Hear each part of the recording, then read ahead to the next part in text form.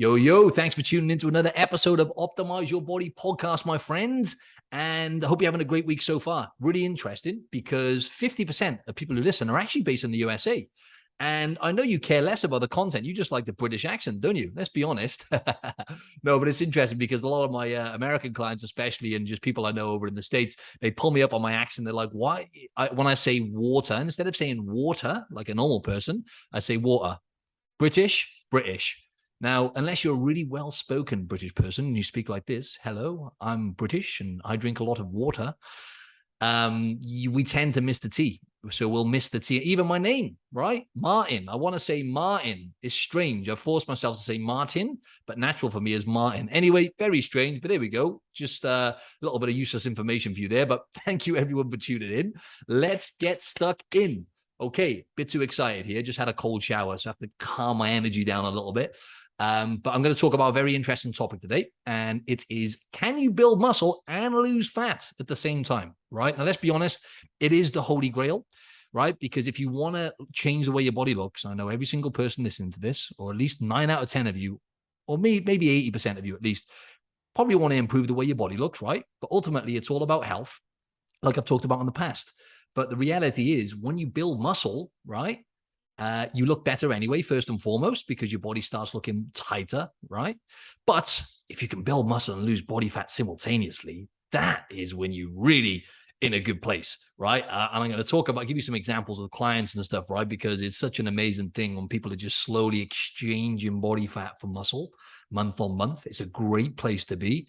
But anyway, we'll talk more about that, right? But can you build muscle and lose fat? The answer is no, not at the same time. You can't. It's not something that happens at the same time, right? The body doesn't work like that. You either build a muscle or you're losing body fat. You're not doing both. And it's a myth when people say, I'm going to turn the fat into muscle. Doesn't work like that. Fatty tissue, lean muscle tissue, completely different things, right? So let's get stuck into this. So first and foremost, right, now, if you're new to lifting weights, right, the only way, generally, the most common way people tend to lose, body fat and gain muscle at the same time. In other words, can you build muscle when you're in a calorie deficit? So if you're burning more calories than you're eating, surely you can't build muscle, right? That's common sense. But the reality is you actually can. But there's only generally three reasons why this will happen, right? Or three types of people. Number one is newbie gains. Oh God, I love this. I remember when I first started lifting weights, and it's always amazing when someone first starts lifting weights and they get these amazing gains of muscle and they lose a significant amount of body fat. So if you're just new to lifting weights and you have an adequate protein, boom, guess what's going to happen, right? You could be burning more calories than what you're eating, right? But still building muscle and losing body fat, right? Great. And it can be pretty significant, like I said, right? Because what happens with newbie gains is the calories are kind of reportioned into muscle primarily because it's novelty to the body, basically. It's a brand new stimulus for the body, and human body thrives off novelty, right? The other thing is if someone's obese or, really, really overweight, if they could be burning more calories than what they're eating, so they could, like, for example, someone overweight could join my program, and what will happen is, we'll basically just have them have an adequate protein or high protein or just tracking their food. And naturally from tracking their food, this is just an example, they're going to be in a deficit because they're going to be more aware of the calories they're eating, right? And then obviously they start lifting weights, and obviously that speeds the metabolism up, and they've got a bigger reservoir of body fat to burn. So someone who's obese or who's really overweight, they've got a bigger reservoir of body fat to burn, so they actually build muscle and they lose a significant amount of body fat, right? So again, even in a calorie deficit, so even when they're burning more than what they're eating, all right, but that doesn't last forever. And the other thing then, the other type of person is obviously someone who's taking steroids, right? Someone who's slamming steroids into them. Their body's 24 hours anabolic, right? So they could just be sitting on the couch, right? And their body's sending a muscle building signal, right? So they're the three kinds of people who can build muscle whilst actually in a calorie deficit, so whilst burning more than what they're eating. So let's talk about, just for the average person and just for anyone listening to this, right? You're probably thinking, all right, cut to the chase. Can I add muscle to my body so I look better, get healthier, get stronger and everything else, and lose some of this body fat, right? And more importantly, keep it off, because that's the most important thing. So the reality is, let me give you some examples of clients. For example, a lot of the times when I take clients on, now, I want to talk about this real quick as well. If you're someone listening to this, right, and, potentially you've struggled over the years to lose fat and keep it off, right? Let's be honest, right? 6 out of 7 people minimum, this is a fact, this is research, will lose a significant amount of weight or body fat in their lifetime, only to gain it back several times, right? That's just the average person. So if you're listening to this, the likelihood is 6 out of 7 of you have probably lost a significant amount of fat only to gain it back at some point in your life. But even if you're not in that category, listen up, because you're going to get a ton of value from this episode, right? So obviously, if that's happening, then, something's going wrong, right? It's not sustainable for whatever reason. So people that I bring on, obviously, the majority of them, just the average person. Obviously, I have generally a certain type of client I take on. They're high achievers, but all in all, they're just all the people I've coached over the last almost 2 decades are just everyday people, basically. So probably most of you listening back to this. Now, I'll take clients on, and what we'll do a lot of the times is, for example, a woman recently, to give you an example, figure this one out, right? She actually gained over 5 months, right? She actually gained a kilo, right? Which is what? Just over 2 pounds in America. And she's dropped 2 sizes in her clothes, right? So she's had a perfect exchange month on month where she's been gaining, let's just say for argument's sake, a pound of muscle and losing a pound of body fat. And then obviously her clothes are getting smaller, right? She's tightening up. She's in the best shape she's been in, right? She feels incredible because she's been, not depriving herself. And this happens time and time again with clients, right? And the only way you're going to make it sustainable, to be honest, ladies and gents, listening to this, if you want to look incredible and you want to get sustainable fat loss, is actually by doing it the right way instead of doing it the fast way. And actually sometimes it depends on the person. Obviously, it depends on how much weight you've got to lose and everything else. But generally, providing you're not really, really overweight, if you're just a bit overweight, you could be 10, 20, even 30 pounds overweight. Even just by maybe losing a few kilos, right?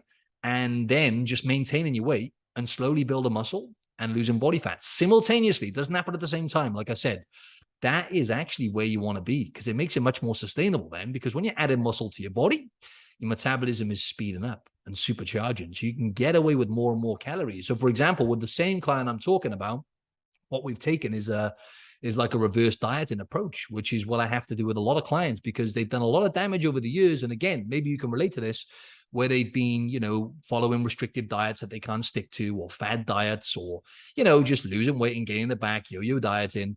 And what happens then is, the metabolism slows right down. And unfortunately, the body gets better and better at storing fat, right? So if you're listening to this, you're probably thinking, yeah, this is great, Mark, awesome, but I want to lose 30 pounds. Now, ask yourself a question. Do you want to lose the fat or and gain it all back? Or do you want to lose the fat and keep it off, right? We all know what the answer is going to be. So for the most part, if you're someone who falls into the category I'm talking about, where you struggle for years and it could, not even if you're overweight, just losing fat in general and gaining it back, lose fat, gain it back, lose fat for a wedding, lose fat for a holiday, gain it back. And that's a struggle for you and a frustration, then the approach needs to change, right? So reverse dieting is what I did with this particular client, but I could go down a massive list of clients, male and female, who've done this approach where they've reverse dieted. So they basically come to me to lose weight. And I've gone, okay, so do you want to lose the weight and gain it back, or do you want to lose it and keep it off? Obviously, the answer is the latter. So what we've done is, in Lenny's case, I'll call her out because she's done an awesome job. Like I say, she's gained weight on the scales, but she's over the moon because she's dropped 2 sizes with her clothes, right? And she's been loving life, getting compliments left, right, and center. And she's a completely new woman. That was all within 4 months.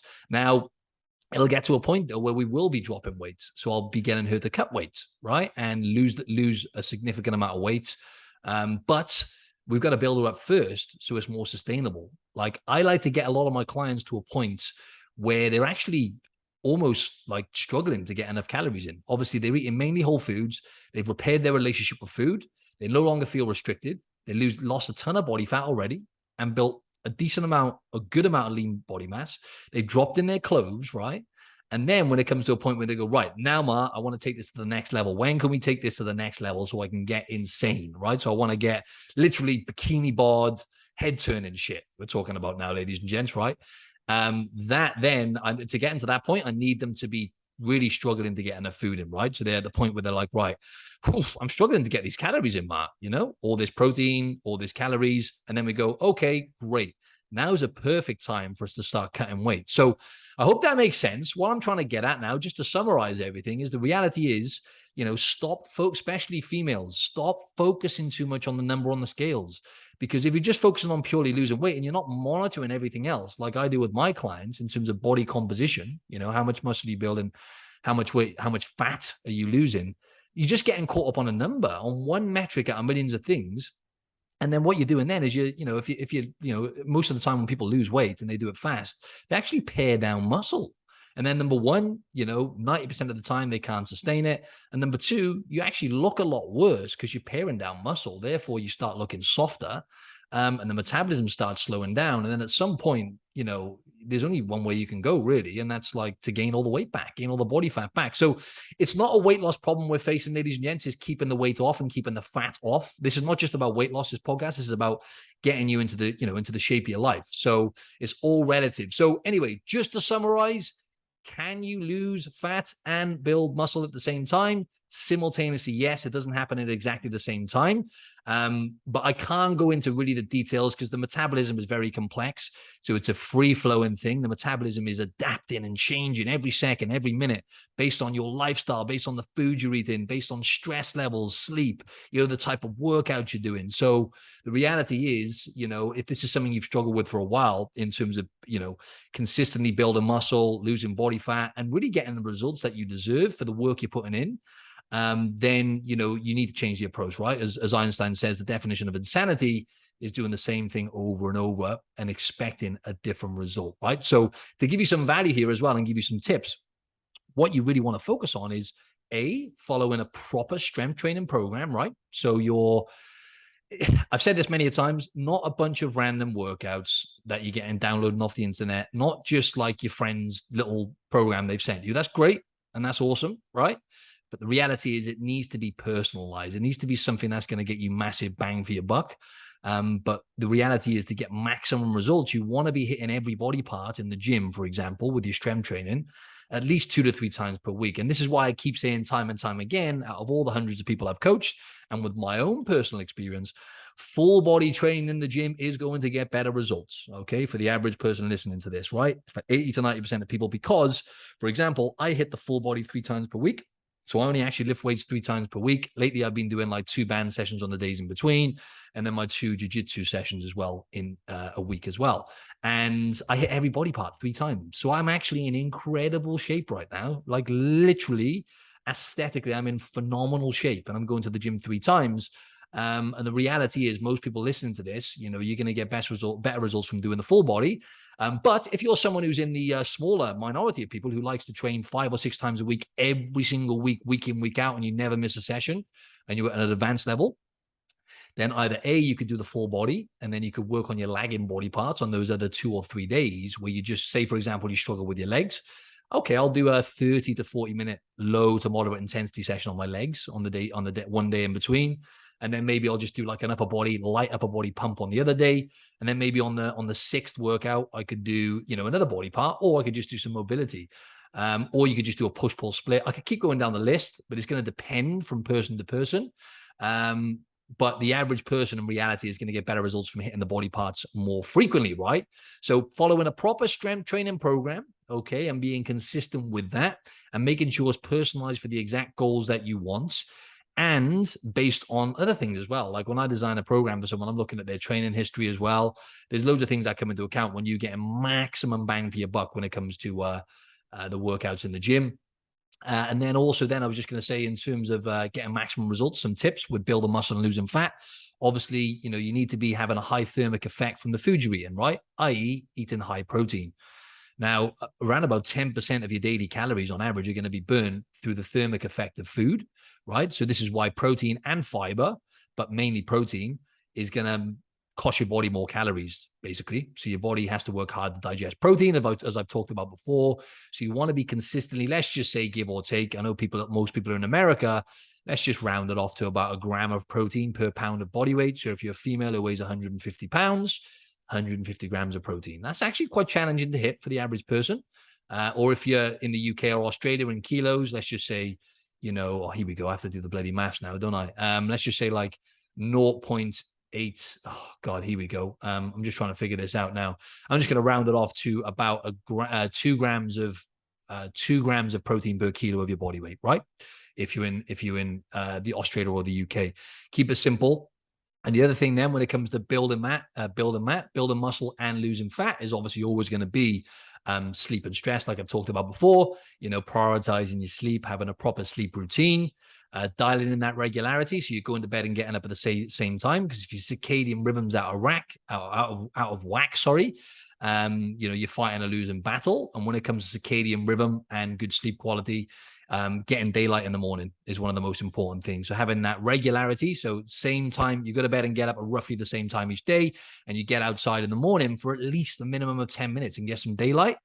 If you're struggling to do that, just make sure you're getting daylight through the windows if you can in the daytime. So, I know you can't always change this, but the more daylight you can get or sunlight in the day, the better, especially first thing in the morning, though, when you get up. So just get outside and get some daylight, and that's actually going to regulate your melatonin and the other hormones as well, right? So they're the kind of big rocks when it comes to getting your body to be a muscle-building, fat loss machine. But as I say, it's actually a lot of nuance, and it's very complex, and it's going to be different from person to person. There's going to be lots of variables here in terms of you hitting the sweet spot and getting stronger, building muscle week on week or month on month, and losing body fat consistently, right? And the reality is, what every training phase with my clients, which varies from every 3 to 5 weeks, every training phase will change the calories, we'll make a change with the nutrition, and then we'll combine that with whatever type of training they're doing on the next training phase. And then boom, what happens then is they get another boost in metabolism, and the metabolism kind of kickstarts. And then obviously, from actually increasing calories, believe it or not, and the right types of calories from protein and everything else, it actually gets your body to burn more calories. And you're not going to hear this from a lot of coaches, but the reality is the metabolism is very complex. And I've coached a lot of people, and studies are now starting to account for this, that, when you eat more foods, but not shit foods, when you eat the right foods, when you're having high protein consistently, when you're having the right types of fats, and you're nourishing your body, and basically going back to what I said at the start, you're healthy. Guess what's going to happen? Your body's going to start working with you instead of against you. It's going to stop storing fat, and it's going to go, okay, we're in a position to burn fat.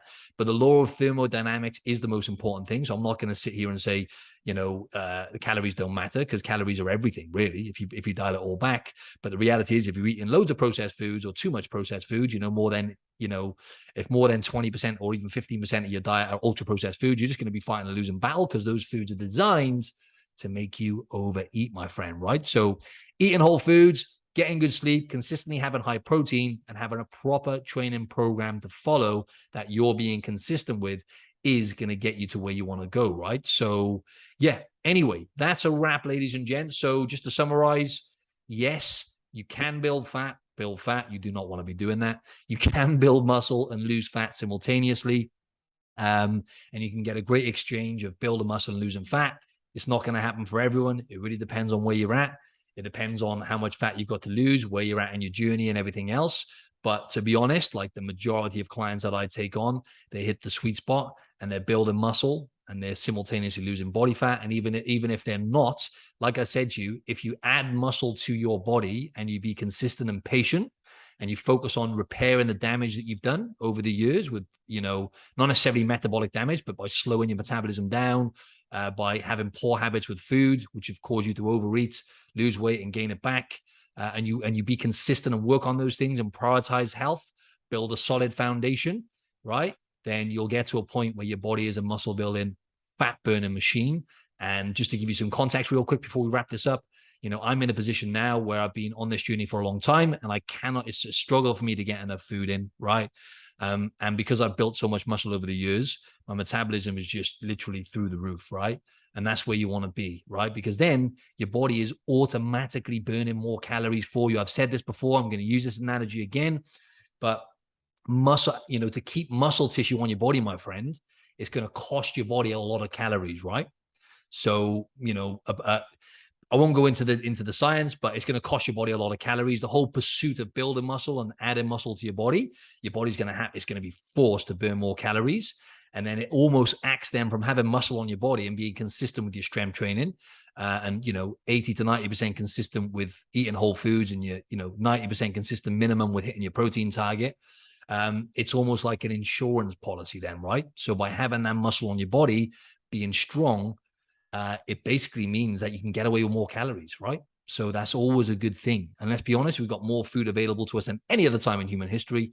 So we need all the help we can get, right? And you want that insurance policy, my friend, right? So be consistent, be patient, right? And then obviously self-discipline is very important, but the reality is you're not going to be disciplined all the time.